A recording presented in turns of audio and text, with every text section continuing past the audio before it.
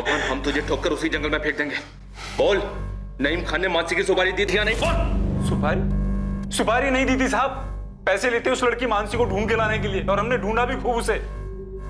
लेकिन जब उसकी लाश की खबर मिली तो मैंने नईम खान को उसके आधे पैसे भी दे दिए थे वापस। ले लीजिए, जितना ढूंढने में खर्च हुआ है उतना ही काटा नहीं। लड़की को मारा किसने कुरैशी? इस सवाल का जवाब आपके घर में है, वो बाहर ना ढूंढिए साहब। खुदा। लखन, अगर तुम हमें फैज की खबर या उसकी लाश के बारे में नहीं बताएगा तो यहीं सड़ेगा। और याद रखना, यहाँ से निकलने के लिए तू एक एक मिनट तड़पेगा। साहब मुझे सच में कुछ नहीं पता। साहब वो फैज की खुदकुशी के बारे में सुनते ही रामजी भाई ने मुझे फोन किया था साहब। अरे कैसे पैसे रामजी भाई? उस फैज के बच्चे के चक्कर में सारे पैसे खर्च हो गए। लेकिन उसने तो खुदकुशी कर ली मेरी बेटी को मारने के बाद। देखो रामजी भाई, आपकी बेटी का मुझे खेद है, पर पैसे तो मैं लौटाने से रहा। रखता हूं।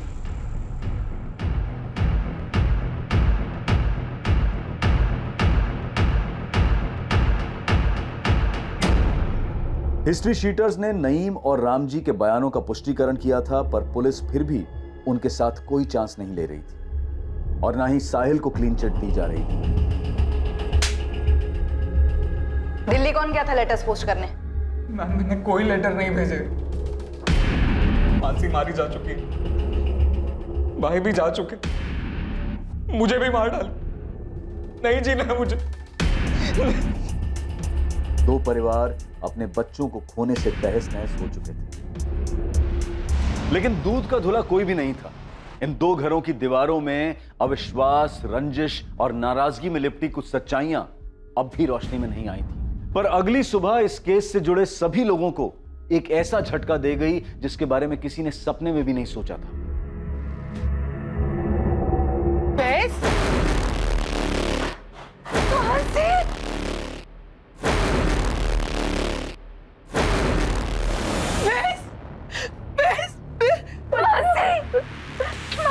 तू ठीक है ना? तू कहाँ चली गई थी बेटा? कहाँ चली गई थी मानसी?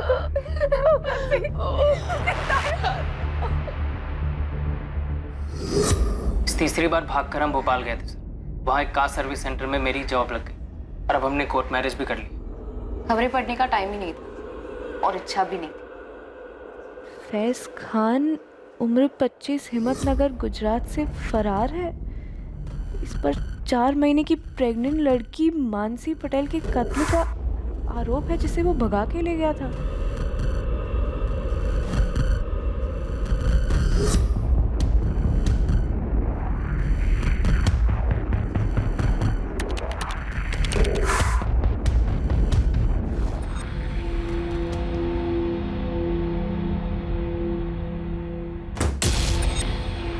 क्या हुआ मानसी? डर के मारे हम 3 दिन घर में ही बैठे रहे कैदियों की तरह, और फिर वो सेकंड झटका आया जब वो लेटर्स वाली खबर आई। सुन मानसी, मेरे नाम से लिखे गए ये सुसाइड लेटर्स फर्जी हैं, पर हम फर्जी नहीं और ना ही हमारी शादी फर्जी है। पता नहीं कौन है जो तुम्हारा मर्डर, ये लेटर और मेरे सुसाइड की झूठी अफवाहें फैला रहा है और क्यों। मुझे लगता है हमें। मैं बैग पैक कर लेती हूँ। 1 घंटे में अहमदाबाद एक्सप्रेस निकलेगी। अनरिजर्व तो अनरिजर्व सही, चलते और ये सारा ड्रामा खत्म करते। ये कल रात की बात थी और आज हम दोनों आपके सामने बैठे, बिल्कुल जिंदा और उतने ही प्यार में जितना 1 साल पहले थे। और अब हम शादी भी कर चुके। और मैं प्रेग्नेंट नहीं हूँ, लेकिन आप लोगों को शक करने की आदत है, ये चाहे तो टेस्ट करवा सकते। आप लोग सब बाहर वेट कीजिए। हमने डीएनए टेस्ट करवाया नहीं। रामजी पटेल ने बोला कि मानसी की बॉडी है, हमने भी मान लिया कि मानसी ही है। राम जी, ये मानसी ही है। बड़ी भूल हुई सर, डीएनए टेस्ट कराना चाहिए था। सर लाश के अंश बचा कर रखे हैं, केस क्लोज होने तक वो लैब में रहेंगे। शुक्र है, विक्टिम को आइडेंटिफाई करने में कुछ तो आसानी होगी। सर इस रामजी पटेल ने और सविता पटेल ने बॉडी की शिनाख्त की थी, हो सकता है जानबूझ के की।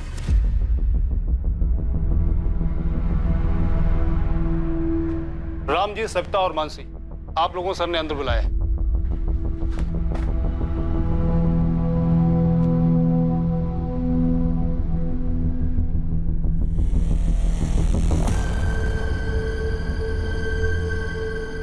आप लोग मेरे साथ आइए। मानसी, क्या लगता है तुम्हें वो चिट्ठियां लिखकर फैज को कौन फंसाना चाहता होगा? बाकी लोगों का मुझे नहीं पता सर, लेकिन मैं एक आदमी को जानती हूँ जो फैज को फंसाना चाहता था।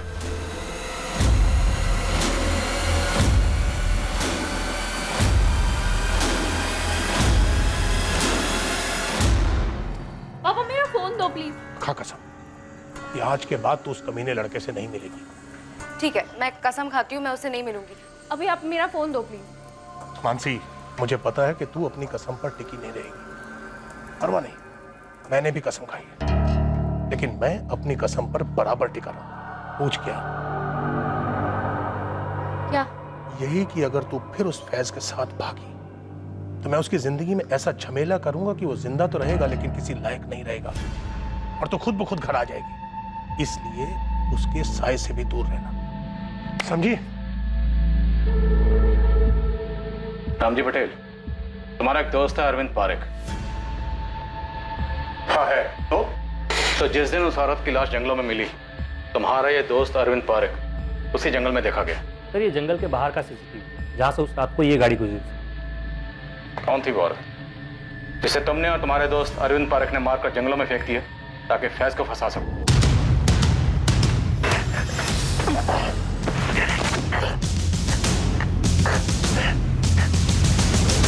अरविंद, मुझे निकलना होगा। ये लो, आप इसे ठिकाने लगा दो, मैं चलता हूं।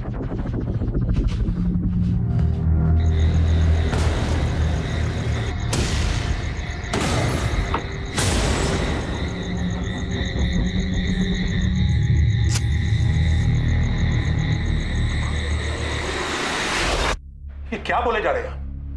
मेरी बेटी ने कुछ बोल दिया तो आप कहानियां बनाए जा रहे हैं? चिट्ठी अरविंद भेजता है दिल्ली से, या उसका वहां आना जाना लगा रहता है? फैज, तुम और मानसी जब से हिम्मतनगर से निकले, कहाँ कहाँ रुके, किस किस से मिले, कौन कौन से फर्जी डॉक्यूमेंट्स बनवाए, किसके जरिए बनवाए, भोपाल में घर कैसे मिला, जॉब कैसे मिला, सब कुछ एक एक करके लिखो यहाँ। लेकिन सर मेरी डिटेल से उस लवारिस लाश का क्या ताल्लुक? शायद ताल्लुक है, इसलिए तो इतने सवाल कर रहे हो। तो बहस बेटा, जो साहब बोल रहे हैं वो लिख दे ना। साहब, अब हमें जाने दीजिए। अब ये तो कोर्ट तय करेगा कि आप लोग कहाँ जाओगे, घर जाओगे या जेल जाओगे। साहब, कुरैशी भी बोल चुका है कि सुपारी नहीं थी। बोलने का क्या है नईम खान, बोलने को तो फैज ने भी कहा था ना तुमसे कि वो अहमदाबाद की किसी शादी में गवाह बना था। साहिल ने हमसे बोला था कि मानसी उसकी सिर्फ क्लासमेट है। मैं भी तो बोल सकता हूँ कि कुरैशी ने उस औरत को मानसी समझ के मार डाला। तुम तीनों ने मिलकर ये साजिश रची हो। अरे बेटा, जैन साहब तो यूं ही कुछ भी बोले जा रहे हैं। वही तो नईम खान, बोलने से बात सच नहीं होती है, सच होती है सबूतों से और गवाहों से। सबूत हम कुरेद के निकाल लेंगे और गवाह जहन्नुम से ढूंढ निकालेंगे। समझ में आया? इस अरविंद पारेख को तो हम ढूंढ ही लेंगे, इसे ढूंढेंगे, इसे तोड़ेंगे और ये बोलेगा। याद रखना, अगर हमें पता चला कि ये सब कुछ तुम्हारा किया धरा है, तुम बच नहीं पाओगे। मैंने बस एक बेवकूफी की है, जो उस लखन पांडे को पैसे दिए थे फैज को ढूंढने के लिए। इसके अलावा और क्या किया मैंने? मेरी बेटी तीसरी बार घर से भागी थी, उसकी शिकायत लेकर मैं इसी पुलिस स्टेशन में आया था, लेकिन आप लोगों ने मुझे पका दिया। और फिर उस लाश को मानसी की लाश बताया। किसने? आपने। मैंने बस मान लिया कि वो मानसी। सर जरा सोचिए, अगर अरविंद ने और मैंने उस औरत को मिलकर मारा फैज को फंसाने के लिए, तो क्या हमारी इस चाल में प्रांतिज के पुलिस वाले भी शामिल थे जिन्होंने उस लाश को मानसी की लाश बताया? क्या आप लोग भी शामिल थे जिन्होंने उसको मानसी बताया, ताकि मैं यहां आकर मुंडी हिला हिलाकर कहूं कि हाँ ये मानसी है, हाँ ये मानसी है? मैं शू बात करूं जो साहब।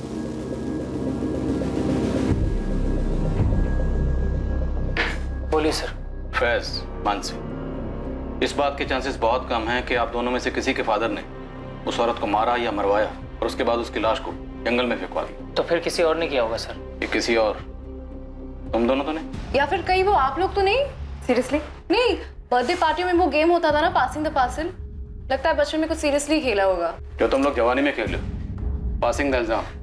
तुम दोनों ने जिस औरत को मिलकर मार दिया, जानते थे 4 महीने की प्रेग्नेंट थी, या शायद पता भी होगा, तो तुम लोगों को इससे कुछ फर्क नहीं पड़ा होगा।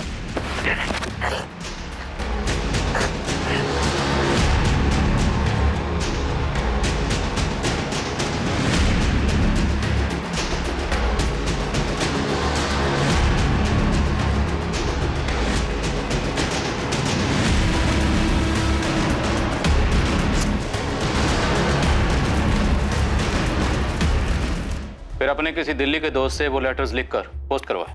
आखिर हम क्यों करेंगे इतना ड्रामा? क्योंकि ड्रामा करना तुम्हारी आदत है। घर से 3-3 बार भाग चुके हो तुम लोग। पहली बार ड्रामा किया माँ बाप को भांपने के लिए, दूसरी बार राशिद और शबनम बनकर रहे, जब पकड़े गए वापस लाए गए तो तीसरी बार फुल एंड फाइनल ड्रामा, ताकि कोई तुमको ढूंढे ना। क्यों नहीं हो सकता? नहीं हो सकता, क्योंकि हम कोई टेढ़े मेढ़े मर्डर करने वाले लोग नहीं है। हम कोई क्राइम शो के फैंस नहीं है, हम लव स्टोरी के फैंस हैं।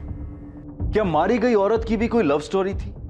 और अगर थी तो वो लवली और स्वीट तो कतई नहीं थी। और उस औरत का खान परिवार, पटेल परिवार, मानसी और फैज, इन सब से आखिर क्या ताल्लुक?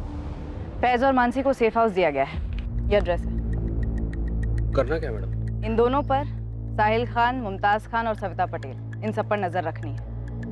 कोई धनिया पत्ता लेने भी निकले ना तो कितना लिया इसका डिटेल भी चाहिए मुझे। मिल जाएगा मैडम। वैसे गुस्सा की माफ़ हो, अब ये केस आप लोगों का नहीं बनता ना? लेकिन एक जिम्मेदारी तो बनती है ना हितेन। किसी ने हमारे साथ खेल खेला है ये चिट्ठियां भेजकर, और ये लेटर राइटर अगर हमारे संदिग्धों में हुआ तो ये केस अब भी हमारा है।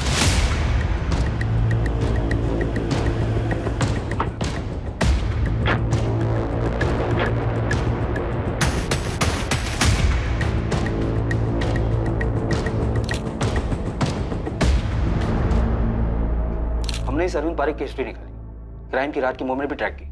ये वाकई में अपनी बेटी के घर गया था, अपनी नाती के जन्मदिन पर। और सर हमने इसके और आपके सस्पेक्ट रामजी पटेल दोनों की दोस्ती को भी खंगाला, लेकिन कुछ नहीं निकला सर। और उसकी कार में से भी ऐसा कुछ नहीं मिला जो मर्डर की तरफ इशारा करे। तो रामजी पटेल के दोस्त अरविंद पारेख का उस दिन उन्हीं जंगलों के आसपास देखा जाना महज इत्तेफाक समझे? हाँ, अगर लाश मानसी की होती तो जिस लाश को तुम लोगों ने मानसी समझा, हमने मानसी समझा, मानसी के माँ बाप ने भी मानसी समझा, वो लाश किसकी थी? जब हमें वो लाश मिली तो हमारे पास 2 मिसिंग कंप्लेन थी। एक 4 महीने पहले की मानसी पटेल मिसिंग केस, जिसे आप लोगों ने करेक्ट किया और हमें बताना जरूर नहीं समझा। और दूसरा गांधीनगर की एक शादीशुदा औरत का, रुचिका मकवाना नाम था उसका। सर जब हमें वो लाश मिली उसके 2 दिन पहले गांधीनगर में उस लड़की की मिसिंग कंप्लेंट फाइल हुई।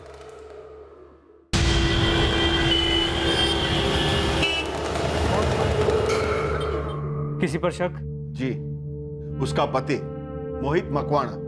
रुचिका को डिवोर्स चाहिए था और उसका पति मना कर रहा था। दोनों के बीच में मारपीट भी हुई थी। उसने रुचिका को जान से मारने की धमकी भी दी थी सर। ये मोहित करता क्या था? आर्किटेक्ट है। फोन नंबर और पता।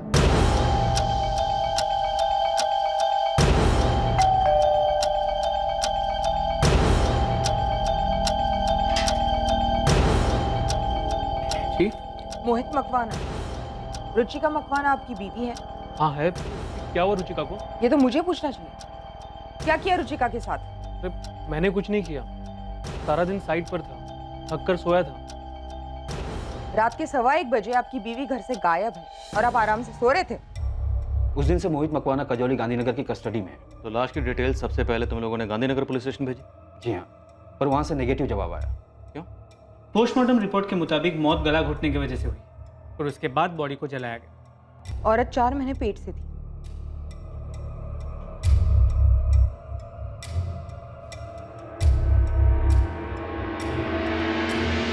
तो ये आपकी बेटी रुचिका नहीं है? हमारी रुचिका प्रेग्नेंट नहीं है सर।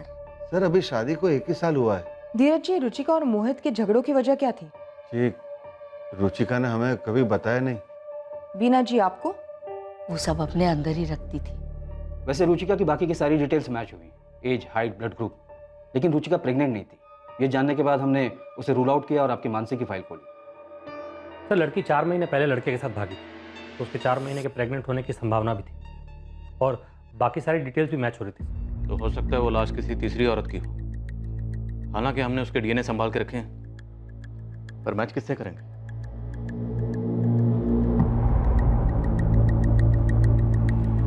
हो सकता है सर लाश को किसी और जगह से लाया गया और उसे जलाकर प्रांतिज में फेंक दिया हो। गरीब औरत होगी, आगे पीछे कोई नहीं। हमारे संदिग्धों में से किसी ने मारा, हमें गुमराह करने के लिए। ये जली हुई लाश फैज और मानसी के केस से कनेक्टेड तो बिल्कुल है। भले इस वक्त हमारे पास कोई पुख्ता सबूत नहीं है, पर वो लेटर्स उन्हें नज़रअंदाज नहीं कर सकते। वो पक्का किसी साजिश का हिस्सा।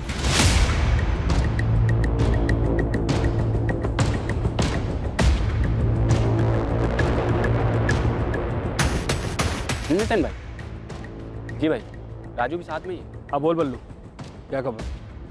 गर्मा गर्म चाय। एल्स, कहाँ जा रहे हो तुम? वो चेतन से बात हुई थी, उससे कहा था घर आ जाऊंगा, बस वहीं जा रहा था, देखो क्या हाल है। अभी? लेकिन चाय तो पीते जाना। हाँ रख दो, वापस आता हो तो गर्म करके पी लूंगा।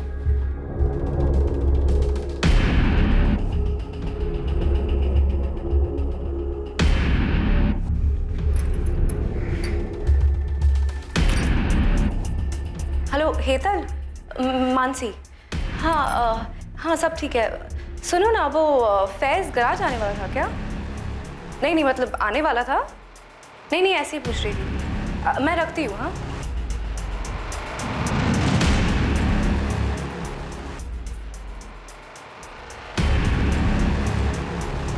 और 4 महीने प्रेग्नेंट थी तो किसी ना किसी गायनेकोलॉजिस्ट के यहाँ तो रजिस्टर्ड रही होगी। हाँ सर, गरीब से गरीब औरत होगी तो भी किसी सरकारी अस्पताल में रजिस्टर्ड तो होगी। यहीं से शुरू करो। हमारे गुजरात के जितने भी सरकारी हॉस्पिटल हैं सब जगह खंगालो, पता करो कि 3 जून को गायब हुई वो 4 महीने की प्रेग्नेंट औरत कौन थी। बाकी पैरामीटर्स हैं हमारे पास मैच करने के लिए। जी सर, पूरे स्टेट में सैकड़ों सरकारी अस्पताल हैं जहाँ लाखों यंग औरतें 4 महीने प्रेग्नेंट रही होंगी। तो माना का दायरा काफ़ी फैला हुआ है, लेकिन करना तो पड़ेगा। सरकारी हॉस्पिटल के साथ साथ जितने भी प्राइवेट हॉस्पिटल हैं और क्लिनिक्स हैं सब जगह खंगालो, सब जगह पता करो। जी सर, हितेन का फोन था। उसके खबरी बल्लू और राजू रामजी पटेल और नईम खान को फॉलो कर रहे थे। रामजी पटेल और नईम खान के बीच में एक मीटिंग हुई।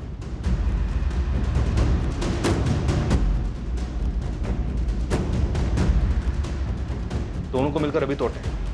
हो सकता है दोनों ने मिलकर उस औरत को मार डालो। तोड़ेंगे परेश, पर अभी नहीं, अब नहीं। हितेन और उसके खबरियों से कहो कि नजर बनाए रखें, पता करें कौन कौन किस किस से मिलता है। ठीक है।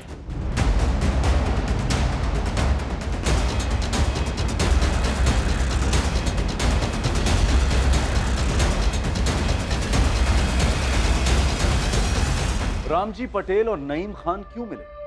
गराज के बहाने फैज आखिर कहां गया था? इन सभी सवालों के जवाब बहुत जल्द सामने आने वाले हैं। और दूसरी तरफ मैटरनिटी क्लिनिक्स के विशाल समंदर को खंगालने के बाद पुलिस के हाथ एक चौंकाने वाली सच्चाई लगने वाली थी जो इस केस को सर के बल उलट कर रही थी।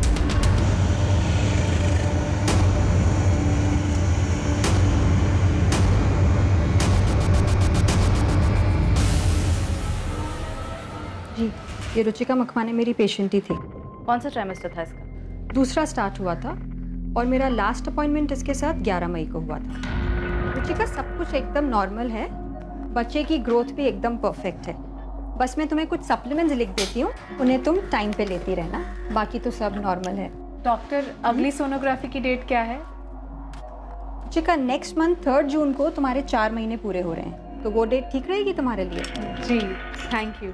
फिर 3 जून को तो वो आई ही नहीं। हमें उसकी बॉडी 3 जून को ही मिली, तो अगर ये लाश रुचिका की थी तो उसका मर्डर 3 जून को ही हो गया होगा। रुचिका ने कभी आपसे कोई ऐसी बात कही कि उसकी फैमिली बच्चे से खुश नहीं थी? नहीं, मुझसे तो उसने कभी भी ऐसी कोई बात डिस्कस नहीं की थी। खुश लगती थी हमेशा, एकदम नॉर्मल।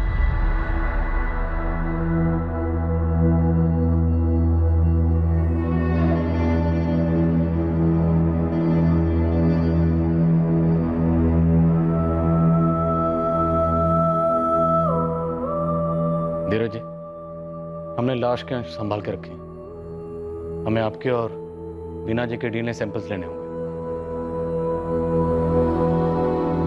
मुझे यकीन ही नहीं हो रहा है कि रुचिका प्रेग्नेंट थी और उसने मुझे बताया तक नहीं। शायद 4 महीने पूरे होने के बाद बताने वाली थी। नहीं, हाँ,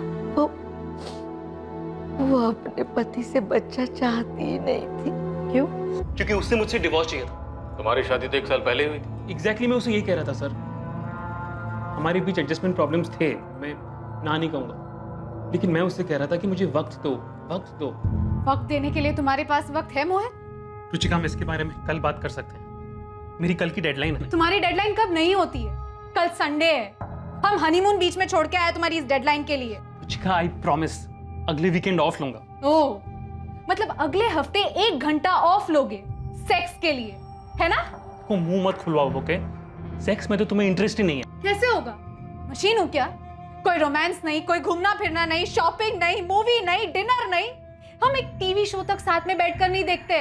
बातचीत तक नहीं होती है हमारे बीच में, तो फिर कैसे होगा? हाँ तो चिल्ला क्यों रही हो? किसके फायदे के लिए?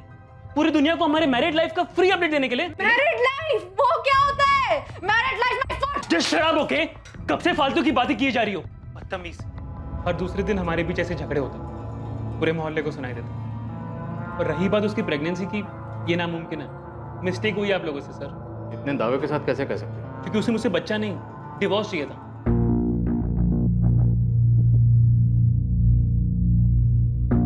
रुचिका, मुझे तुमसे कुछ कहना है। मुझे भी।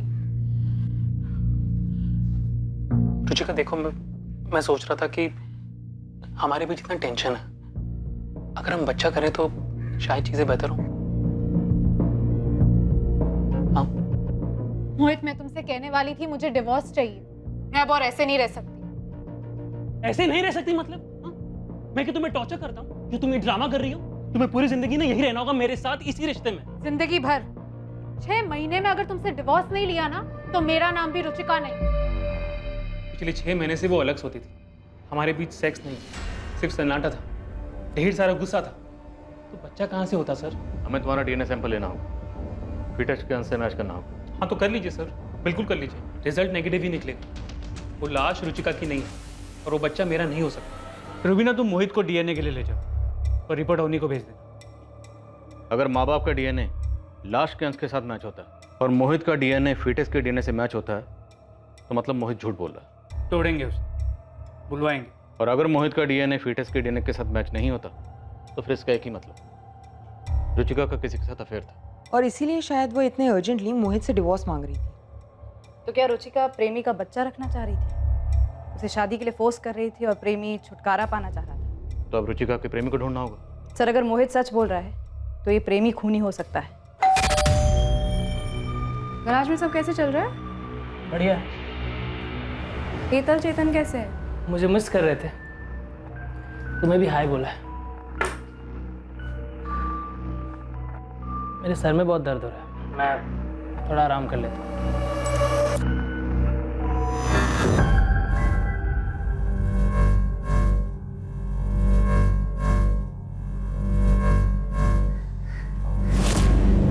फोन पे फोन किए जा रही थी मैं। कहाँ गए थे आप? दुकान पर भी नहीं थे। एक जरूरी काम था। नहीं, कुछ छुपा रहे हैं आप? आपने मुझे बताया नहीं कि आपने मानसी को धमकी दी थी कि आप फैज को फंसाएंगे।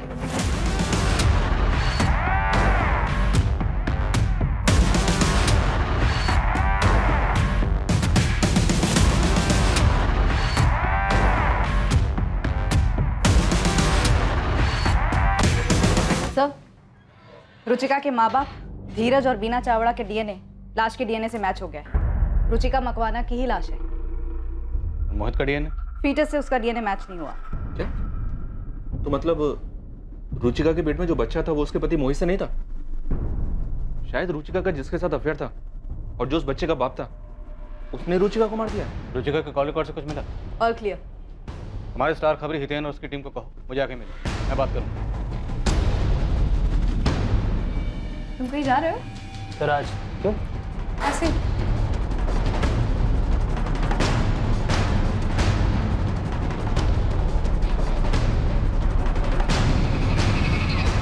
साहब, अहमदाबाद और गांधीनगर में रुचिका के बॉयफ्रेंड ढूंढने से अच्छा होगा कि रुचिका के कॉल रिकॉर्ड चेक किया जाए। अरे वो तो हम कर ही लेंगे, पर आपके सारे केसेस फोन रिकॉर्ड से सॉल्व होंगे। अब तो स्टैंड अप कॉमेडियंस भी हमारा मजाक उड़ाने लगे। जरा सोचो, जब ये मोबाइल फोन नहीं थे तब केसेस कैसे सॉल्व होते थे? जूम कर, मैदान में कूद जाओ मैदान में।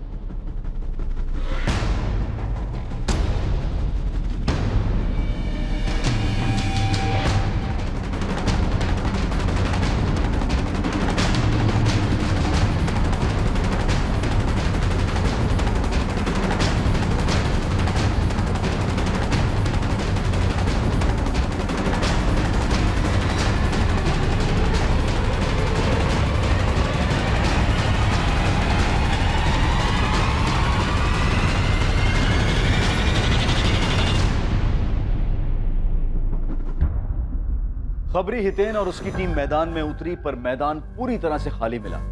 रुचिका के अफेयर का कोई नामो निशान नहीं था। दूसरी तरफ फैज के बर्ताव से मानसी बेहद परेशान थी। फैज उससे क्या छुपा रहा? फिर पुलिस को आखिरकार एक सुराग मिला, वो भी इत्तेफाक से। साहब आपने बोला था कि सूंघ के निकालो, तो फिर बस उसी फिराक में परसों रात को मैं घर से बाहर निकला। जय कृष्ण कॉलोनी में चक्कर लगा रहा था, अफेयर सूंघने की कोशिश कर रहा था साहब। तब एक अलग ही पिक्चर देखने को मिली मुझे। पिक्चर? हाँ साहब, एकदम ड्रामे वाली, वो रुचिका और मोहित के बिल्कुल बगल वाले घर से।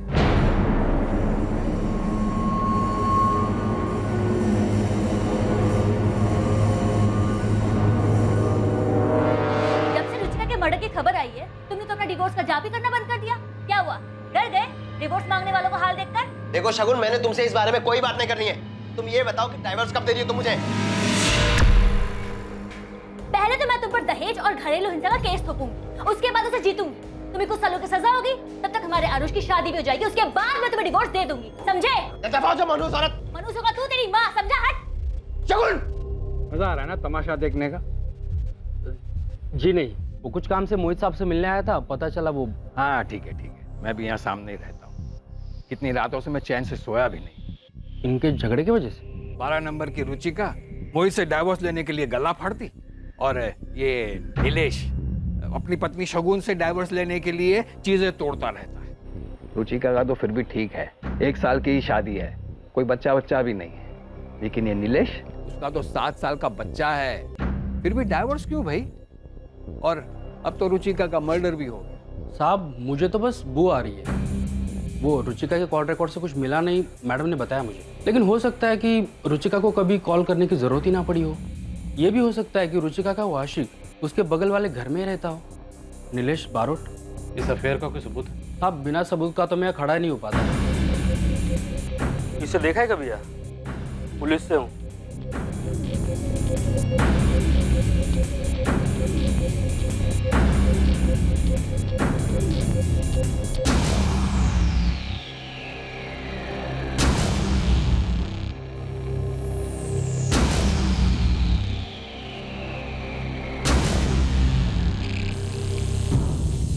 ये नीलेश का फोटो और ये नीलेश का नंबर। सब कॉल रिकॉर्ड भले ही साफ हो, लेकिन लोकेशन रिपोर्ट से बहुत कुछ हाथ आ सकता है। सर ये अपना किलर हो सकता है, पर मुझे नहीं लगता इसने ये अकेले ने किया।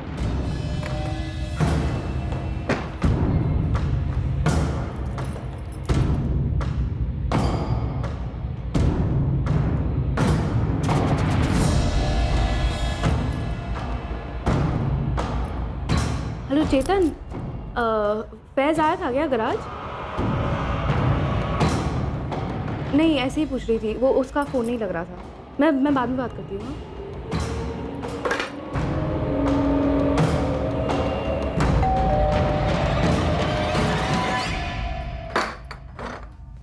तुम गराज नहीं गए थे?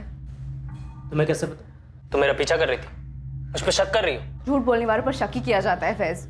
देखो मुझे सच सच बताओ, उस औरत के मर्डर में तुम्हारा हाथ है क्या, या फिर तुम्हारी अम्मी अबू का? आप बकवास कर रही हो। अगर यही बात मैं तुमसे कहूँ तो कि उस औरत के मर्डर में तुम्हारा और तुम्हारे मम्मी पापा का हाथ है? फैज झूठ तुम बोल रहे हो, तुम मुझसे कुछ छुपा रहे हो। अगर तुम अभी के अभी मुझे सच सच नहीं बताया ना, तो मैं पुलिस के पास जा रही हूँ। मैं बता रही हूँ तुम्हें। मैं जहाँ जाना है जाऊँ।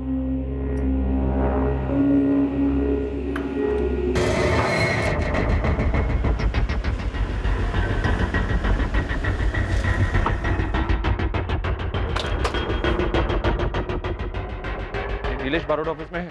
जी, सुबह से कहीं गए नहीं।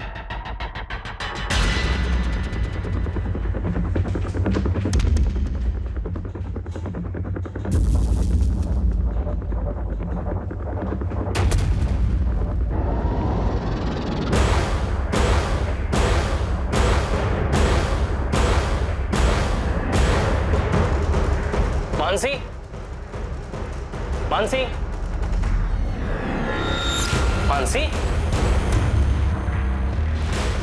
सच में पुलिस के पास तो नहीं चली गई?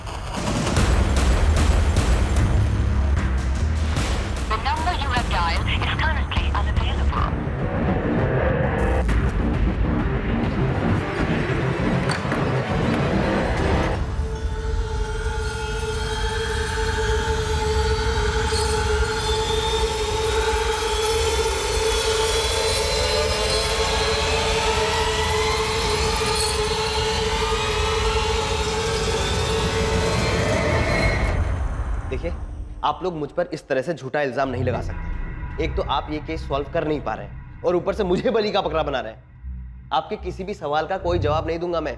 मुझसे आपको कुछ नहीं मिलने वाला।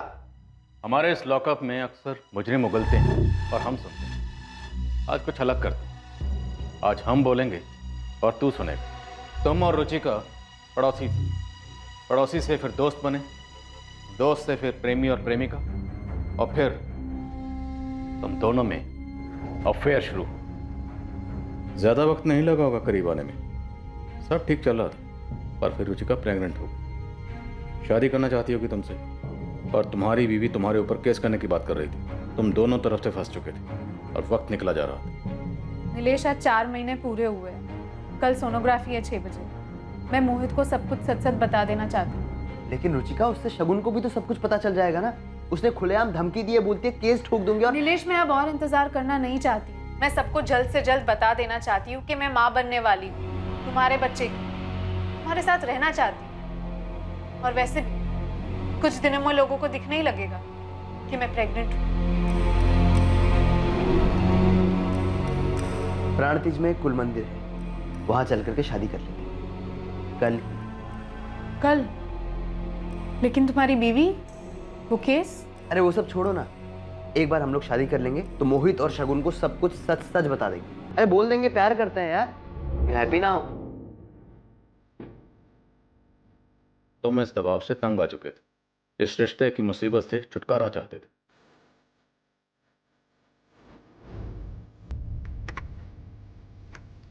हाँ, क्यों रुके?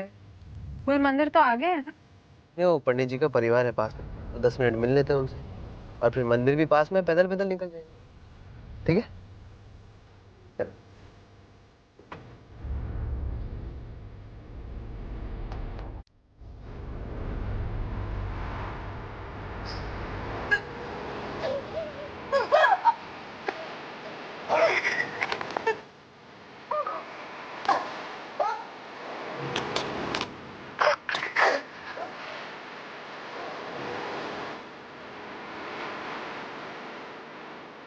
इस मर्डर में तुम्हारा कोई साथीदार भी होगा, ये तुम्हारे प्लान के मुताबिक पहले से वहां मौजूद था।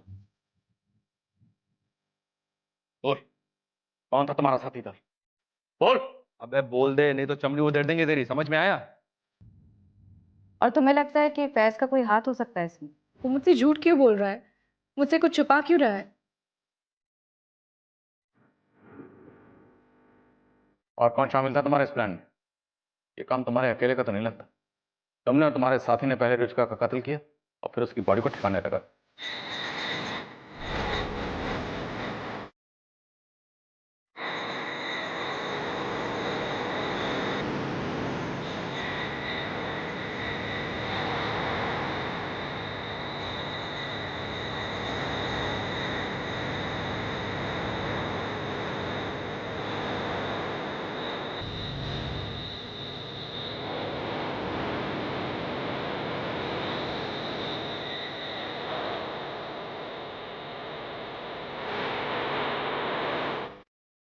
रुचिका को मानसी समझने की प्रांतीय पुलिस और हमारी गलती का तुमने फायदा उठाने की सोची।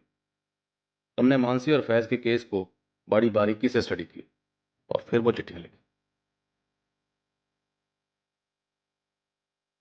कोई साथीदार था या ये सब अकेले नहीं किया? आपके पास मेरे खिलाफ एक भी सबूत नहीं है, एक भी। तुमने फैज की किसी और से बात होते हुए सुनी? कोई मिलने आया था उससे? ये भैया बस यहीं रोक दीजिए।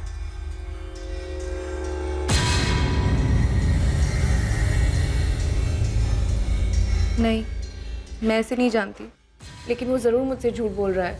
वो कुछ जानता है जो मुझसे छिपा रहा है। सबूत की टेंशन मत लो बेटा, एक नहीं दो है। तुम लोगों ने प्लानिंग तो बहुत तगड़ी की। रुचिका और तुम मोबाइल पर कभी बात ही नहीं करते थे, और रुचिका जब भी तुमसे मिलने ऑफिस आती थी तो अपना फ़ोन स्विच ऑफ करके घर पर ही छोड़कर आती थी, है ना?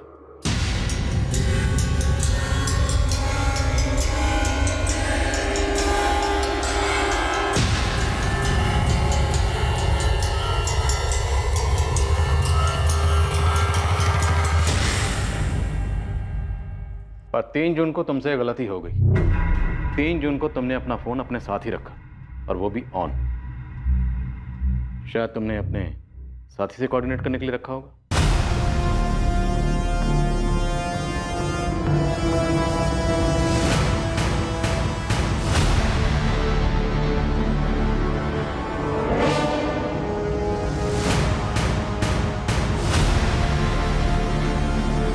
ये देख,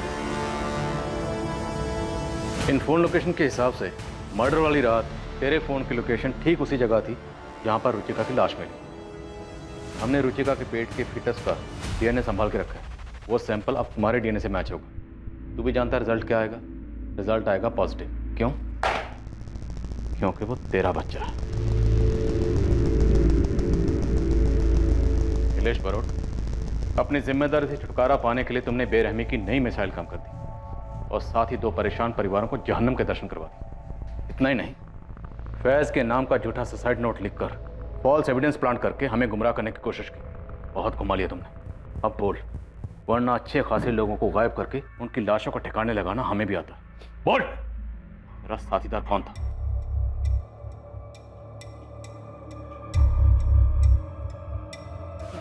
मानसी, प्लीज मुझे तुमसे कुछ बात करनी। Ma'am 1 minute.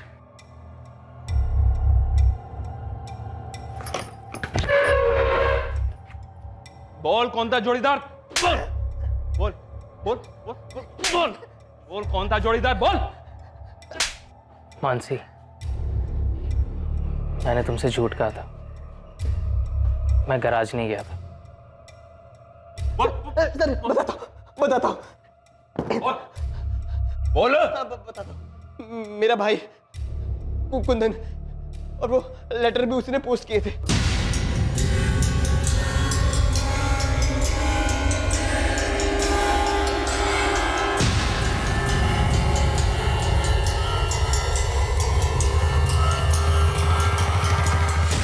फैज, तुम आखिर गए कहाँ थे?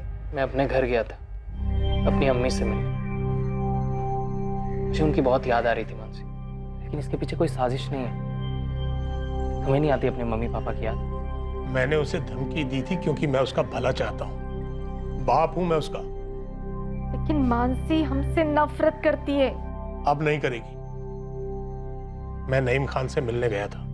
क्या? हाँ बोलो, क्यों बुलाया मुझे? नहीं, जो होना था सो हो गया। बच्चों ने शादी भी कर ली। अब हमें भी स्वीकार कर लेना चाहिए। इस सब में पुलिस भी हमें सुपारी देने वाला समझ रही है। जो मैं तो हूं नहीं, आपके बारे में मुझे पता नहीं। मैं भी नहीं। मैं तो बस अपनी बच्ची का भला चाहता हूं, जो आप भी चाहते हैं फैज के लिए, है ना? ठीक कह रहे हो रामजी भाई। इस बात पे मिट्टी डालते हैं। इन दोनों बच्चों की मर्जी कबूल कर लेते हैं। फैज, अगर इतनी सी बात थी तो तुमने मुझे पहले क्यों नहीं बताया? तुम्हें क्या लगा कि मैं तुम्हें तुम्हारी अम्मी से मिलने नहीं दूंगी? नहीं मानसी, ऐसी बात नहीं है। तुम अपने घर वाले से मिलने नहीं चाहती थी, और मैं नहीं चाहता था कि मुझे मेरे घर जाते तक तुम्हें बुरा लगे। लेकिन हमारा प्यार सच्चा है मानसी। लेकिन हमारे माँ बाप भी तो हैं। जो भी हुआ अपनी जगह तो वो ठीक ही थे। बगावत हमने की। हमारा भागकर शादी करना सिर्फ उतना ही नहीं रह गया, एक मर्डर केस भी जुड़ गया। कितने परेशान हो गए ऐसे। मानसी, मुझे लगता है तुम्हें भी अपने मम्मी पापा से मिल लेना चाहिए। एटलीस्ट हम ट्राई करके तो देखें। माफी मांग लो। माँ बाप है, मान ही जाएंगे। नीलेश बारोट और उसके छोटे भाई कुंदन पर धारा 302 के तहत डबल मर्डर के चार्जेस लगे हैं, रुचिका के और उसके पेट में पल रहे बच्चे के मर्डर के जुर्म में। साथ ही धारा 120 के तहत सबूत मिटाने और पुलिस को गुमराह करने के चार्जेस भी लगाए गए हैं। मोहित मकवाना को जुडिशियल कस्टडी से रिहा कर दिया गया है और उसके खिलाफ सारे चार्जेस खारिज कर दिए गए हैं। रुचिका के पेरेंट्स को उसके अफेयर और उसके मर्डर की हकीकत को मानने में काफी समय लगेगा। फैज और मानसी ने हिम्मतनगर में ही रहने का फैसला कर लिया है।